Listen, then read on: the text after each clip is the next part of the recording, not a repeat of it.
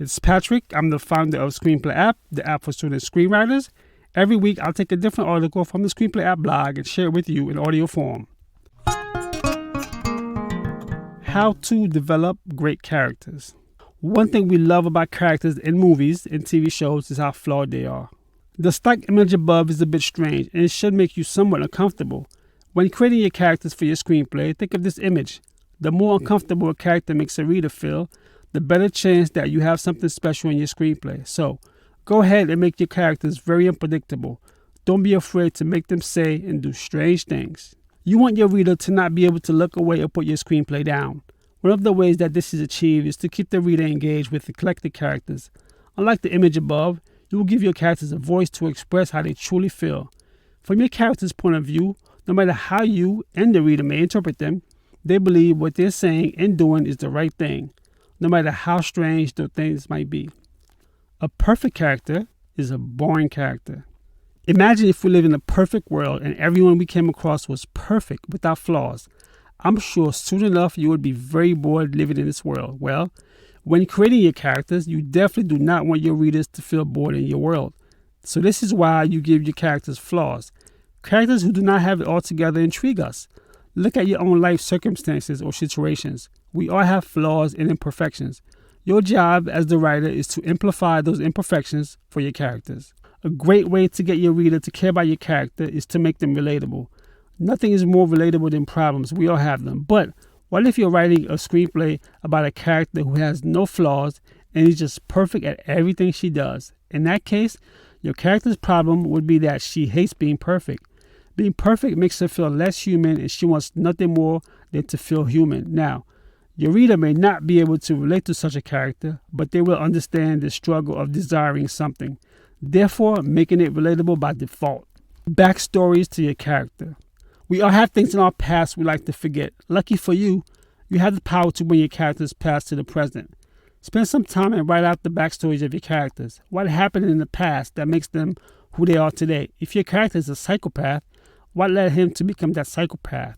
This is the opportunity for you to dig into your characters' lives to shape who they are today. You will not only explore the past of your characters, but you will also go back to the past of their friends, enemies, and families. Where did your character grow up? Were they a nerd in high school? Who was the person that tortured your character growing up? Did your character do the torturing? As the saying goes, the past shapes who we are. So there is a reason your character is so screwed up when your story begins. Your character is screwed up, right? There have to be, because as previously mentioned, you do not want your character to be perfect. Maybe at the end of your story, they're no longer screwed up. But when your story begins, something certainly has to be wrong with them. Obstacles and conflicts. One of the many things that keep us glued to the pages of a great screenplay is the pain and suffering a character goes through. This makes us hang on and wonder just how those characters will deal with all the obstacles that are in their way.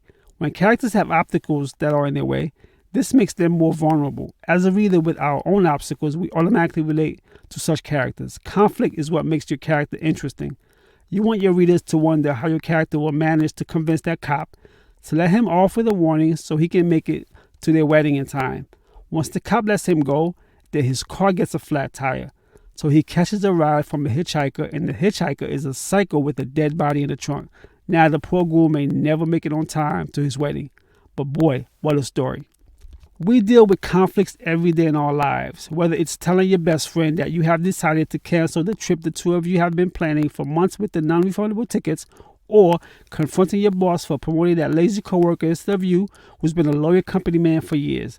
Conflict can also be much bigger than just between two characters.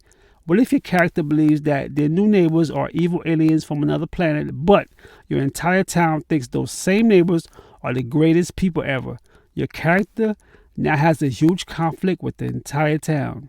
A character can also have internal conflict, such as a vampire with a moral code who refuses to drink the blood of humans but hates the taste of blood from animals.